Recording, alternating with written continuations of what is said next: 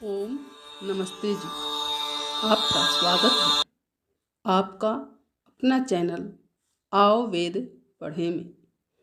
इस चैनल पर केवल आचार्य प्रदीप कुमार शास्त्री जी का ऑनलाइन व ऑफलाइन शास्त्रीय कक्षाओं के वैदिक व्याख्यान उपलब्ध होंगे। अपने चैनल पर आने वाले वीडियो की सूचना पाना चाहते हैं तो लाइक और सब्सक्राइब करें तथा घंटी के बटन को दबाएं, जिससे कि वीडियो अपलोड होते ही सबसे पहले सूचना पा सकें। वेद पढ़ें पढ़ाएं, सुने सुनाएं, वेद का संदेश घर घर पहुंचाएं। ऋषि ऋण को चुकाएं, अपना कर्तव्य निभाएं, जीवन सफल बनाएं।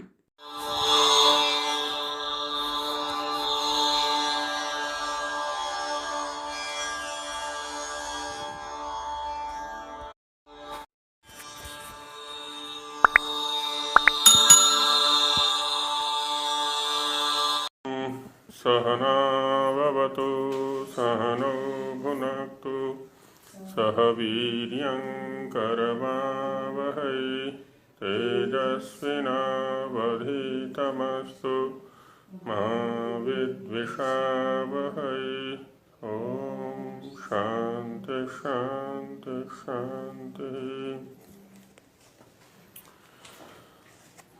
अथर्ववेद के आधार पर धर्म के स्वरूप का चिंतन यहाँ चल रहा है। तो उसमें संस्कृत भाग में चर्चा हो गई थी, अभी उसका हिंदी भाग। भाषार्थ स्वधया परिहृता। सब प्रकार से मनुष्य लोग स्वधा अर्थात अपने ही पदार्थों का धारण करें, दूसरे के पदार्थों की इच्छा न करें। मा गृधः कस्यस्वित् धनम, क्योंकि जो गृधा है दूसरे के पदार्थों को चाहने की जो इच्छा होती है वो बड़ा परेशान करती है व्यक्ति को। तो अपने परिश्रम से उपलब्ध जो पदार्थ हैं उन्हीं में संतुष्ट रहने का अभ्यास करें। इस अमृत रूप व्यवहार से सदा युक्त हों। इसको स्वामी जी ने यहाँ पर अमृत युक्त व्यवहार कहा है। कौन सा? अपने ही पदार्थों से संतुष्ट रहना, अपने ही पदार्थों को धारण करना, ये अमृत रूप व्यवहार है। किसी के साथ कोई वैमनस्य नहीं होगा, कोई विद्रोह नहीं होगा, कोई द्वेष नहीं होगा। श्रद्धया परियूढ़ा। सब मनुष्य सत्य व्यवहार पर अत्यंत विश्वास को प्राप्त हों। तो सत्य व्यवहार के प्रति हमारे अंदर दृढ़ता होनी चाहिए कि सत्य व्यवहार से ही हमारा जीवन संचालित होगा। असत्य व्यवहार हमारे लिए बाधक बनेगा। क्यों? क्योंकि जो सत्य है वही विश्वास का मूल तथा सत्य का आचरण ही उसका फल और स्वरूप है, असत्य कभी नहीं, है ना। सत्य को क्या कहा? विश्वास का आधार। मूल माने आधार। और जो सत्य का आचरण है ना, उसका फल भी सत्य होगा, असत्य नहीं होगा। इसलिए सत्य को धारण करें, दृढ़ता पूर्वक धारण करें उसको। दीक्षया गुप्ता।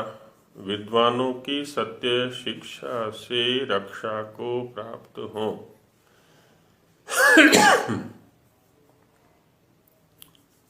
दीक्षा का अर्थ क्या दिया? कि हम विद्वानों की संगति में रहें, सानिध्य में रहें और उनकी जो सत्य शिक्षाएं हैं उनसे हम सुरक्षित रहें। माने विद्वानों की जो सत्य शिक्षाएं हैं वे क्या है जी? रक्षा के उपाय, चारित्रिक, मानसिक, पारिवारिक, राष्ट्रीय, सामाजिक आदि आदि सभी प्रकार की शिक्षा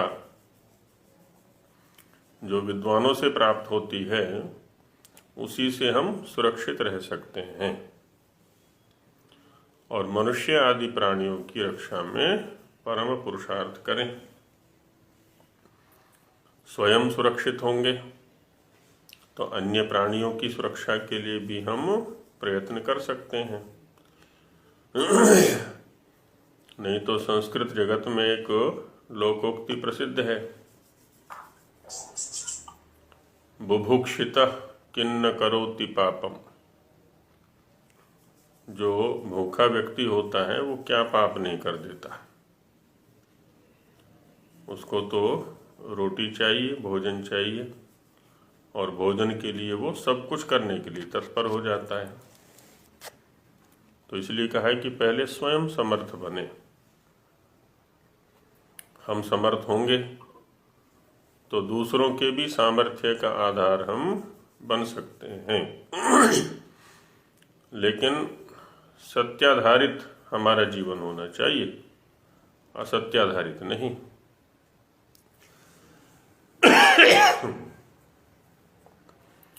और यज्ञ प्रतिष्ठिता। यज्ञ क्या है? यज्ञ जो सब में व्यापक अर्थात परमेश्वर अथवा सब संसार का उपकार करने वाला अश्वमेधादि यज्ञ,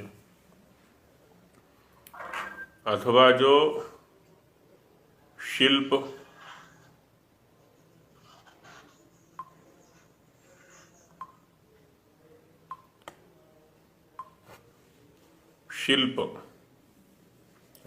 यज्ञ के तीन अर्थ दिए। एक तो परमेश्वर जो व्यापक है, दूसरा सबका उपकार करने वाला ये यज्ञ अश्वमेधादि, जिससे संपूर्ण ब्रह्मांड का उपकार होता है। तीसरा शिल्प विद्या, जो विभिन्न प्रकार के पदार्थों का बनाना है। एक कुम्हार है, अनेक प्रकार के पात्र बनाता है। सुनार है, आभूषण आदि बनाता है। और धातुओं के शिल्पी हो सकते हैं। बढ़ई है, लकड़ी से कार्य करके वो अनेक प्रकार के वस्तुएं बनाता है। किसान है ना, वैद्य है और बहुत सारे हैं, गौशालाएं हैं। ये सब भी उपकार के कार्य हैं।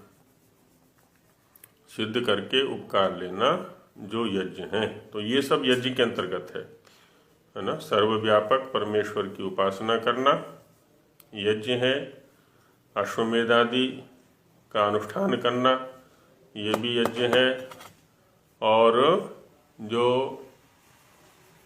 ये शिल्प विद्या है ना, इसका भी हमें इसमें भी प्रगति करना है, इसको भी अपनाना है, ये भी यज्ञ है।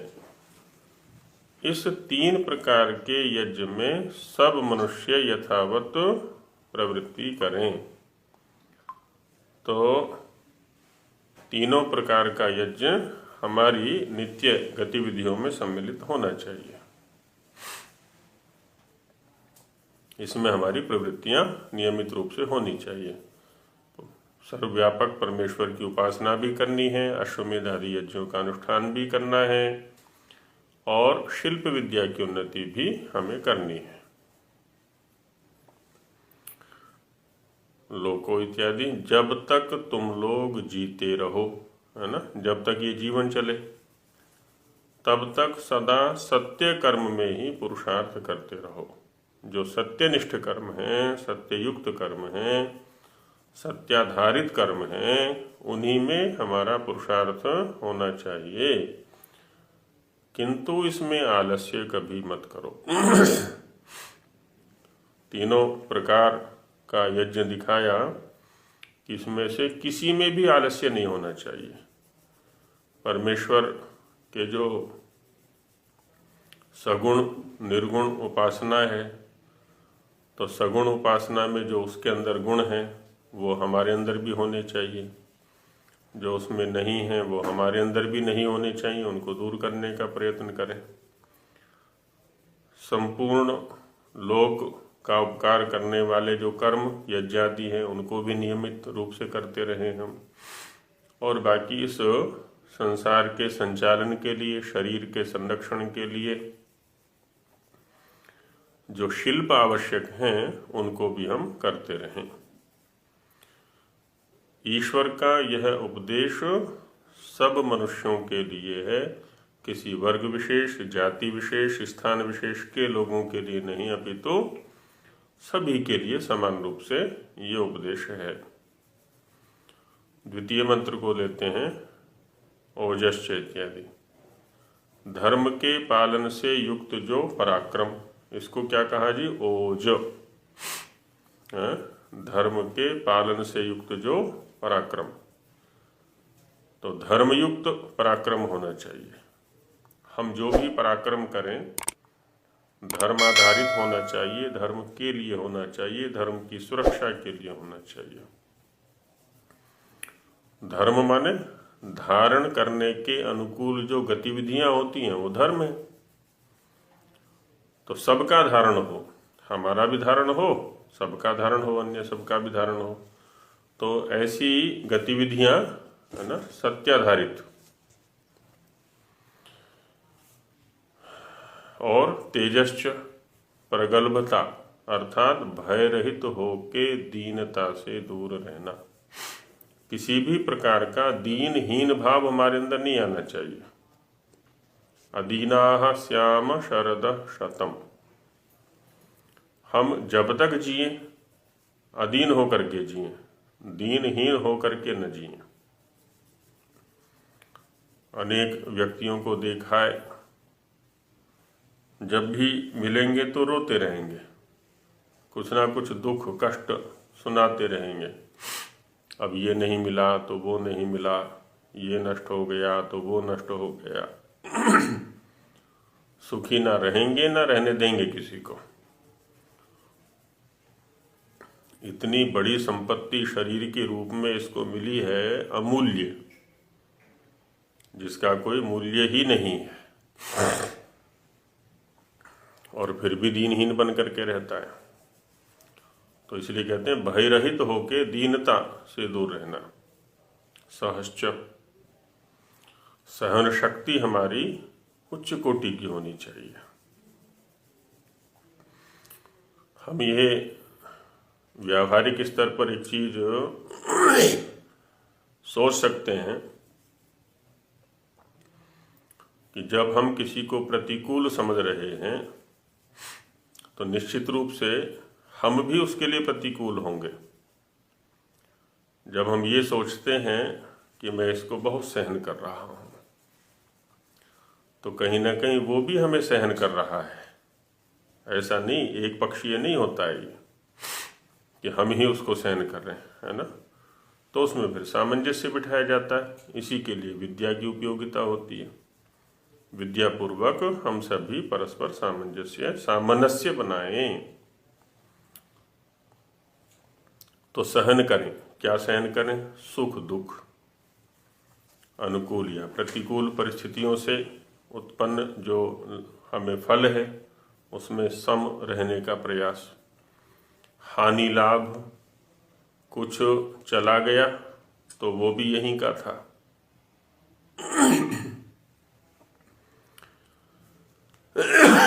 कुछ प्राप्त हुआ है, लाभ हुआ है, वो भी यहीं का है। अपना तो केवल कर्म है और ज्ञान है, क्योंकि अनेकत्र चर्चा आ चुकी है। ज्ञान कर्मणि जन्मांतरम समन्वारभेते। ज्ञान और कर्म ही तो हैं जो हमारी आगे की यात्रा के साधन बनते हैं, अन्य जन्म में भी और इस जन्म में भी। तो ज्ञान और कर्मों पर दृष्टि रखनी है, बाकी तो सब संयोगाः विप्रयोगान्ताः, जितने भी संयोग हुए हैं उनका वियोग निश्चित है। वियोग होना ही है। तो उनमें तटस्थ भाव रखें, उनको सहन करना, यही होता है। आदि की प्राप्ति में भी हर्ष शोक आदि छोड़ के सत्य धर्म में दृढ़ रहना। सुख या लाभ से हर्ष हो सकता है, दुख या हानि से शोक हो सकता है। कहते हैं उनको छोड़ दें। किसके लिए? सत्य धर्म में दृढ़ रहना। जहाँ सत्य की सुरक्षा की बात आए, सत्य पर दृढ़ता की बात आए, और दूसरी ओर सांसारिक लाभ हानि या सुख दुख की बात आए, तो सत्य का चयन करें हम। हमारा भविष्य निश्चित रूप से उज्जवल होगा, सुखी होगा, समृद्ध होगा। और यदि सत्य को छोड़ के हम सांसारिक लाभ हानि को या तात्कालिक जो सांसारिक सुख दुख हैं उनको वरीयता दे देते हैं, तो भविष्य उज्जवल नहीं है। फिर दुख का निवारण और सहन करना है ना, दुखों की निवृत्ति के लिए प्रयत्न करना है। और जितने जितने हम सहनशील होते हैं उतने उतने हम सुखी होते हैं। चाहे परिवार में रहें, चाहे समाज में रहें, किसी संस्था में रहें, है ना, सहनशील व्यक्ति जो है ना सुखी रहता है। दुख दूर रहते हैं उससे और वो दुखों से दूर रहता है, क्योंकि प्रतिकूलता उसके लिए कुछ है ही नहीं। इसलिए तो तपस्वी जीवन जीने के लिए कहा जाता है। बलम च, बल क्या है? ब्रह्मचर्य आदि अच्छे नियमों से शरीर का आरोग्य। ब्रह्मचर्य का पालन करें, सारी धातुएं हमारी स्वस्थ हों, ऐसा आहार विहार ग्रहण करें, तो उससे क्या होगा? आरोग्य। आरोग्य माने रोग रहित रहना, किसी भी प्रकार का शारीरिक मानसिक रोग न आने देना। ये जो सहनशीलता है, ये जो तटस्थ रहने की वृत्ति है, ये जो सामंजस्य या सामनस्य बनाने की वृत्ति है, ये आरोग्य का बहुत बड़ा कारण है। हम किसी को विपरीत समझ नहीं रहे, तटस्थ हैं, तो रोग रहित रहेंगे। अधिकतम जो तनाव आदि होते हैं ना, छोटी छोटी बातों पर ही तनाव ले लेते हैं। सहन शक्ति बिल्कुल भी नहीं रही हमारी, और विशेषकर तब से जब से ये एकल परिवार हो गए, अकेले अकेले रहने की व्यवस्थाएं हो गई हैं, और अधिक सहन शक्ति चली गई। नहीं तो पहले सम्मिलित परिवार में थे तो आपस में सब एक दूसरे को सहन किया करते थे और वैसे ही अभ्यासी हो जाते थे। बुद्धि की चतुराई आदि बल का बढ़ाना। बुद्धिर्ज्ञाने न शुद्ध्यति, मनु महाराज ने कहा है। तो जितना जितना हम ज्ञान में प्रगति करेंगे उतना उतना बुद्धि की चतुराई बढ़ेगी, बुद्धि की सूक्ष्मता बढ़ेगी, सूक्ष्म से सूक्ष्म विषयों को ग्रहण करने की क्षमता बढ़ेगी, इसकी विवेकशीलता बढ़ेगी। तो ये बल है। बौद्धिक बल भी होना चाहिए, शारीरिक बल भी होना चाहिए। वाणी कैसी होनी चाहिए? सत्य विद्या की शिक्षा। ये जो वाणी हमारी चले ना, कहीं पर भी बच्चों के लिए चले, बड़ों के लिए चले, तो सत्य विद्या की शिक्षा देने वाली हो। सत्याधारित हमारी वाणी होनी चाहिए। असत्य भाषण इससे न होवे कभी, अयुक्त अनुचित भाषण इससे न होवे। और कैसी होवे? सत्य मधुर अर्थात कोमल प्रिय भाषण का करना। सत्य भी होनी चाहिए, मधुर भी होनी चाहिए, है ना। ऐसा ना हो कि सत्य बोले लेकिन कठोर बोल दें हम। कठोर बोलने से क्या होगा? सामने वाले को तो सुधारें या न सुधारें, लेकिन अपनी हानि अवश्य कर लेते हैं हम, संबंध विच्छेद। इसलिए कहा कोमल प्रिय भाषण का करना। हमारी वाणी कोमल होनी चाहिए, प्रिय होनी चाहिए। मनु महाराज ने कहा है, सत्यम ब्रूयात प्रियम ब्रूयात, न ब्रूयात सत्यम अप्रियम, प्रियम च नानृतम ब्रूयात, एष धर्म सनातन। कि सत्य बोलना है लेकिन साथ ही प्रिय बोलना है। स्नेह सिक्त हमारी वाणी होनी चाहिए, किसी को चोट पहुंचाने वाली ना होवे, क्रूर ना होवे, कठोर ना होवे, और साथ ही मक्खन लगाने वाली भी ना होवे, है ना। न ब्रूया सत्यम अप्रियम, सत्य को अप्रिय बना करके भी नहीं बोलना है। देश काल परिस्थिति के अनुसार निर्णय लेकर के बोलें, लेकिन यथासंभव प्रयास करें कि कठोरता ना हो हमारी वाणी में। और प्रियम च नानृतम ब्रूयात, इतने भी प्रिय ना हो जाएं कि हम अनृत भाषण ही करने लगें, कि सत्य भाषण से उसको दुख होगा। प्रिय हो लेकिन सत्य हो, सत्य हो लेकिन प्रिय हो, दोनों का अभ्यास करना है हमको। यही सनातन धर्म है, सदा से चला आ रहा धर्म है, हमें भी और दूसरों को भी धारण करने की क्रिया है। ये वाणी का धर्म हुआ कि ऐसी वाणी हमारी होनी चाहिए। वही स्वामी जी महाराज ने कहा यहाँ पर, सत्य विद्या की शिक्षा, सत्य मधुर अर्थात कोमल प्रिय भाषण का करना। इंद्रियम च, इंद्रियां कैसी होनी चाहिए हमारी। इंद्रियों में जो मन, एक तो मन है माने अंतःकरण, और 5 ज्ञानेंद्रिय ये बाह्यकरण हो गए, और 5 कर्मेंद्रियां। तो अंतःकरण माने अंतरिंद्रिय, ज्ञानेंद्रिय और कर्मेंद्रियां 5 ये बाह्येंद्रिय हो गए, बाह्यकरण हो गए। इनको पाप कर्मों से रोक के सदा सत्य पुरुषार्थ में प्रवृत्त रखना, क्या है जी, ये धर्म है। ये इंद्रियों का धर्म हो गया। मन से कभी भी हम पाप विचार नहीं करेंगे, किसी के प्रति अनिष्ट चिंतन नहीं करेंगे, सबके सुधार की दृष्टि रखेंगे। सत्य आधार हमारा रहेगा चिंतन का। किसी भी ज्ञानेंद्रिय से हम किसी असत्य को ग्रहण करने का प्रयास नहीं करेंगे, किसी भी कर्मेंद्रिय को हम असत्य की ओर नहीं चलने देंगे, और सदा इनको पुरुषार्थी रखना है, परिश्रमशील बना के रखना है। इनको निठल्ला, निकम्मा, आलसी, प्रमादी नहीं बनाना है। श्रीश्च चक्रवर्ती राज्य की सामग्री को सिद्ध करना, कि चहुं ओर श्रेष्ठ लोगों का राज्य हो। जो अश्रेष्ठ लोग हैं,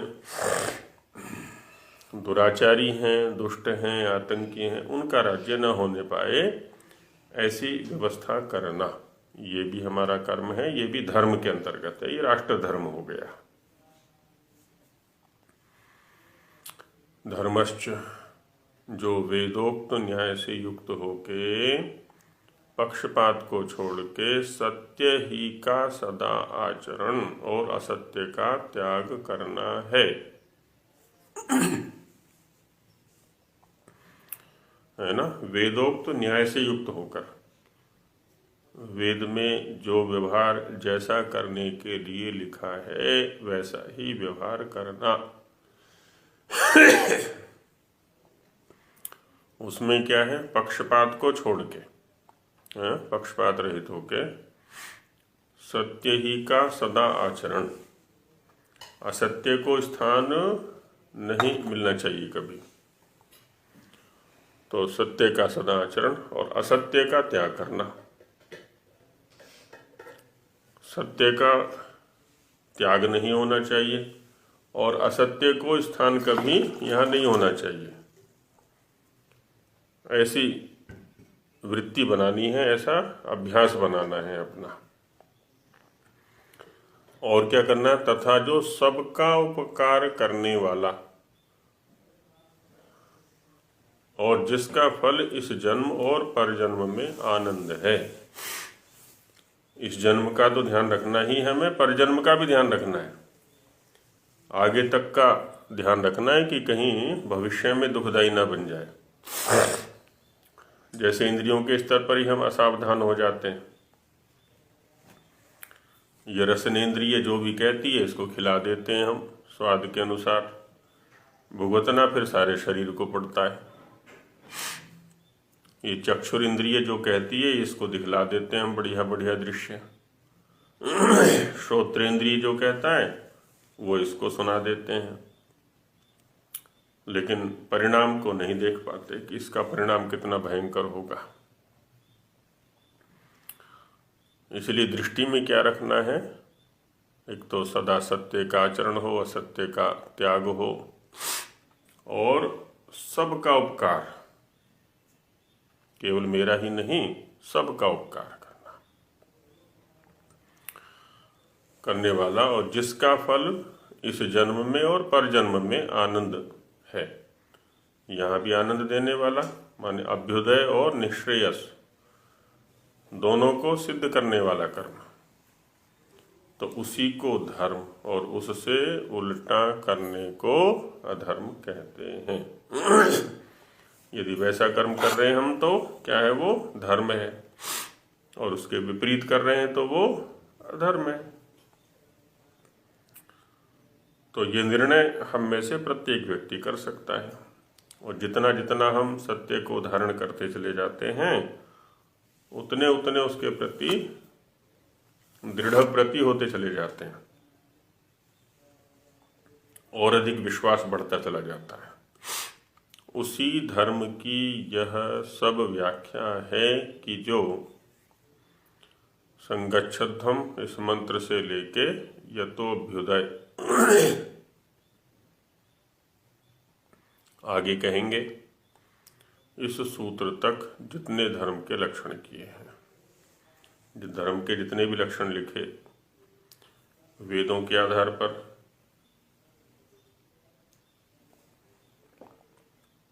उपनिषदों के आधार पर, दर्शनों के आधार पर, तो सारे के सारे ऐसे ही हैं। ये सबका उपकार जिसमें हो और इस जन्म और परजन्म में भी सुख आनंद जिसका फल हो, वे सब लक्षण मनुष्यों को ग्रहण करने के योग्य हैं। तो उन सब का ग्रहण हम सभी करें, है ना। जो भी मनुष्य हैं, जो भी मननशील हैं, जो भी सुखी होना चाहते हैं, वो सब इनका ग्रहण करें। और जो ग्रहण करेंगे वही सुखी होंगे। जी, ये अभी तटस्थ शब्द आया था आपकी व्याख्या में। जी, तो ये तटस्थ कैसे बना है शब्द? आप नदी के किनारे गए कभी? जी जी। हाँ, तो नदी का किनारे को संस्कृत में तट बोलते हैं। आप तट पर खड़े होकर के नदी को देख रहे हैं। नदी में क्या हो रहा है? जल आ रहा है, जा रहा है, आ रहा है, जा रहा है। ना तो जल के आने से आप प्रभावित होते हैं, ना ही जाने से प्रभावित होते हैं। आप किनारे पर खड़े हुए हैं। जाने वाले जल के साथ में नहीं बहने लगते आप कि अरे ये तो जल देखो मेरे जाते जाते ही बह रहा है, चलो मैं भी इसके साथ ही बह लेता हूँ। ये स्थिति यहाँ संसार में होती है। है ना। जल का आना लाभ, जल का जाना हानि, जल का आना संयोग, जल का जाना वियोग, जल का आना सुख की प्रतीति, जल का जाना दुख की प्रतीति। जैसे वो जल का प्रवाह है, नदी के किनारे खड़े होकर के हम देख रहे हैं, वैसे इस संसार के प्रवाह को भी देखने का अभ्यास बनाएं। लोग आ रहे हैं, जा रहे हैं, लोग आ रहे हैं, जा रहे हैं, धन आ रहा है, जा रहा है ना। और भी बहुत सारे संसाधन भौतिक आ रहे हैं, जा रहे हैं। तो ये आना जाना इनका स्वभाव है, उससे प्रभावित न होना ये तटस्थ बने रहने की परिभाषा है, या तटस्थ शब्द का अर्थ है। तटे तिष्ठतीति तटस्था, किनारे पर खड़े होना, है ना। प्रवाह में न बहना, इसी को कहते हैं कीचड़ में कमल के सदृश रहना। कीचड़ की जो गंदगी है वो अपने तक नहीं आ पाती, फिर अप्रभावित रहना उससे, है ना। ये तटस्थ होना कहलाता है। मेरा संशय यूं हो गया कि दो तट यदि है तो फिर तो आवागमन होगा ही होगा उसमें, लेकिन आपने ठीक समझा दिया, धन्यवाद। हाँ जी, तो ऐसा रहेगा ये। किनारे पर, संसार के किनारे पर खड़े हो जाएं बस हम। अब संसार आ रहा है, जा रहा है, आ रहा है, जा रहा है। उस संसार में हमारा शरीर भी है, ये ध्यान रखें। ये शरीर भी प्राप्त हो रहा है, छूट रहा है, प्राप्त हो रहा है, छूट रहा है। ये संसार सांसारिक गतिविधि के अंतर्गत है। ये भी जो शरीर का प्राप्त होना और छूटना है, जन्म लेना और मृत्यु लेना है, ये भी उसी में आता है, संसार के प्रवाह में। तो तटस्थ हो जाएं, एकदम स्थिर हो जाएं, और तटस्थ भाव से ही इस संसार के आवागमन को देखें, ये रहता है।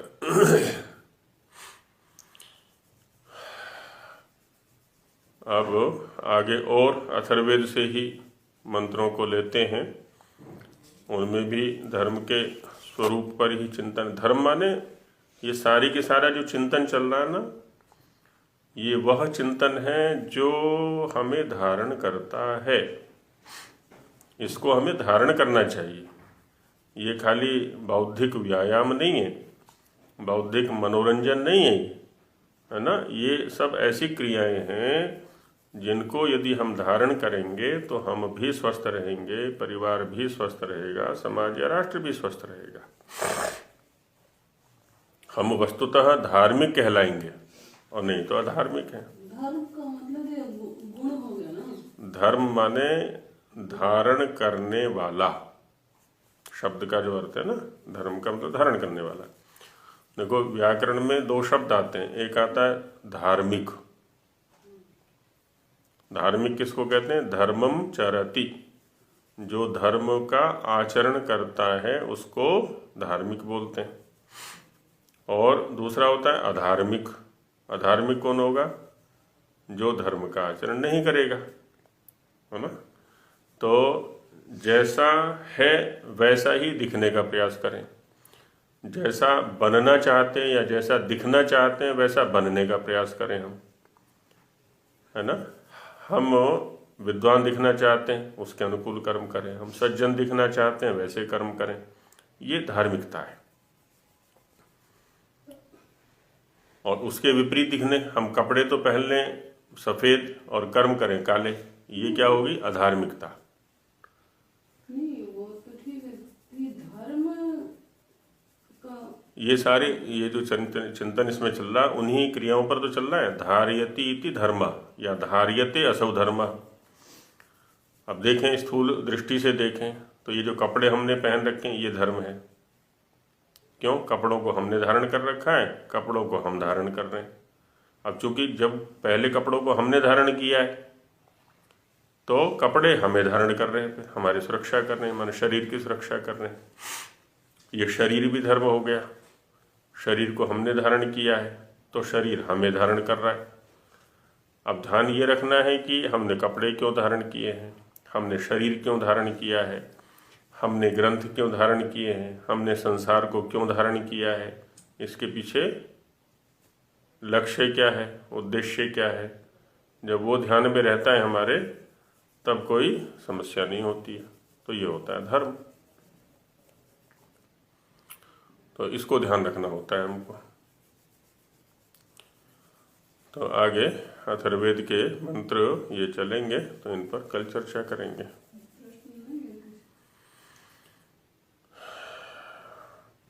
ओम सहना भवतु सहनौ भुनक्तु सह वीर्यं करवावहै तेजस्विनावधीतमस्तु मा विद्विषावहै। ओम शांति शांति शांति।